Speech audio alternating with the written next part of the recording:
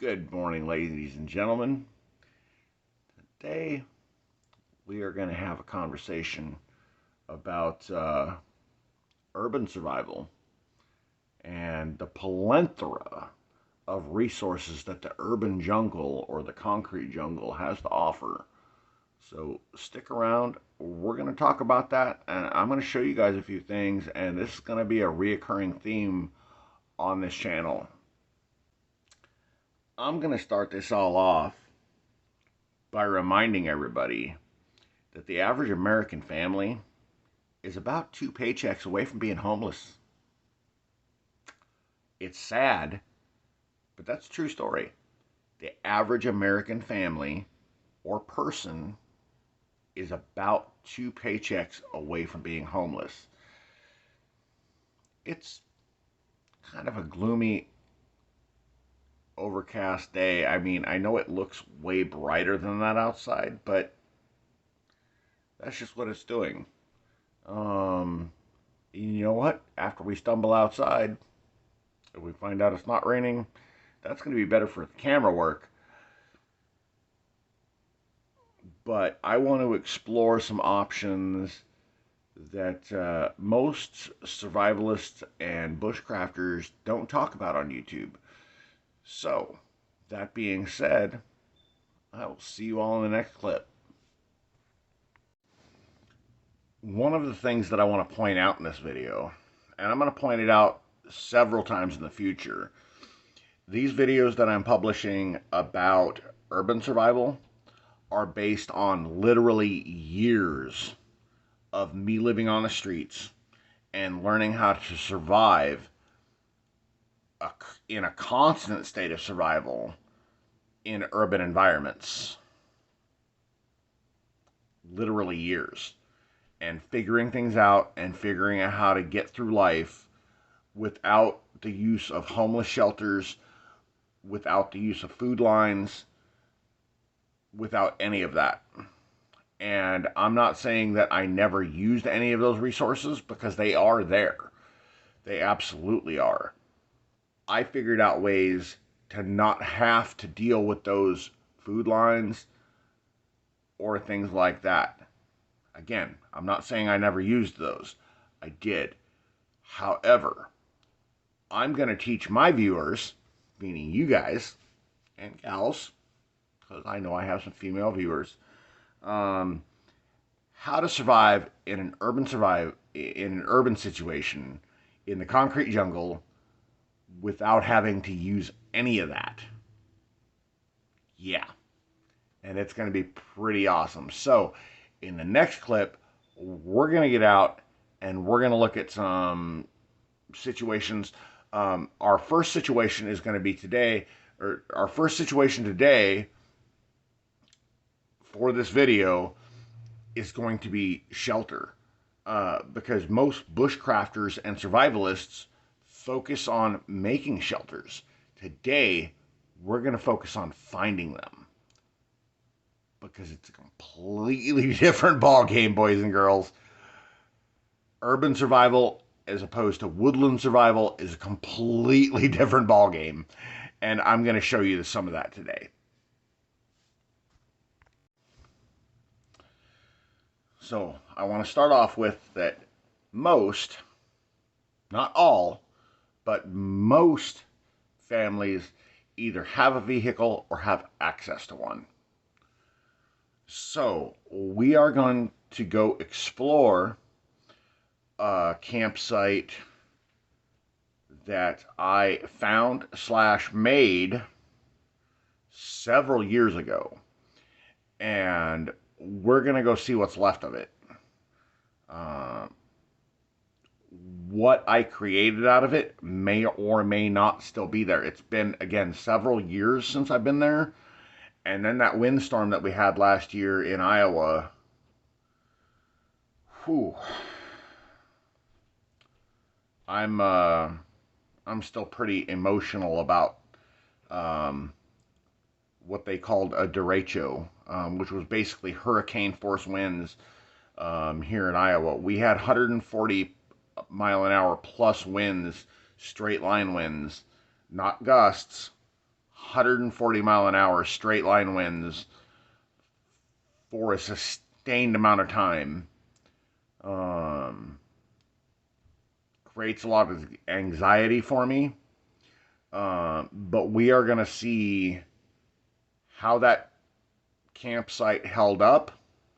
And even if what I created there is gone, the essentials for shelter will still be there.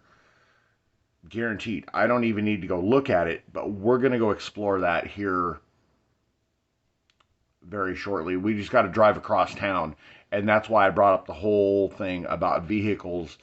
It'll give me something to do, and hopefully it'll be entertaining. Hopefully it'll be educational.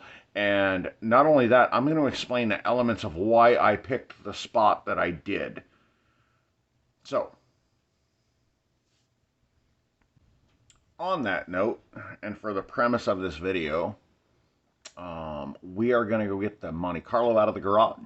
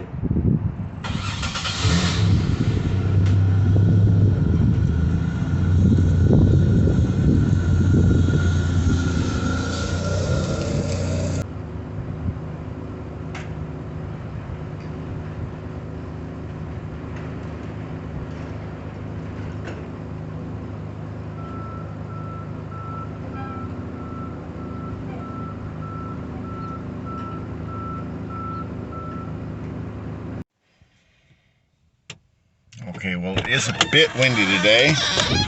We're gonna get out of the car, and I'm gonna show you guys a place where I camped for a few days. This is part of the aftermath of the storm that I talked about earlier in the video. Trees just snapped in half. Where we are going is actually up underneath this bridge, and I apologize, I'm just holding the phone in my hands at the moment. Okay, so this is a site of a campsite that I had quite a few years ago.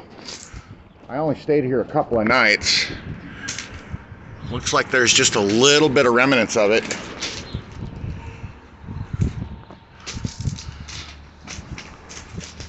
If you can see this little spot here where it's dug out just a little bit.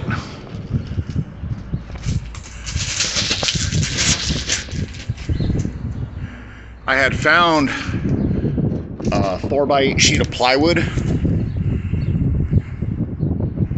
down there, and I drug it up this incline and I put it here, and I slept here for 2 or 3 nights. On rock like this is not ideal, especially not in the summer months because of snakes. I originally chose this spot for a number of reasons. Number one, over there all we have is a salvage yard. Over there we have a parking lot that gets used very rarely. And then over here on the other side, we've got a trucking company. The key to finding shelter in an urban environment is hiding in plain sight, which means not a lot of movement, but there's also not a lot of people that were able to see me.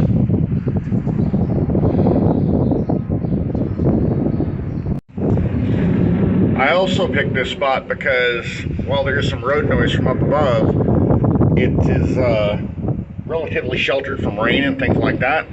Obviously the wind is a hassle because we are kind of on an east-west thing here. And I suppose technically we are trespassing, even though there's not any sign saying no trespassing. But that was a couple of the reasons that I chose this spot. The urban environment provides shelter for you. You don't have to make it, you just have to find it.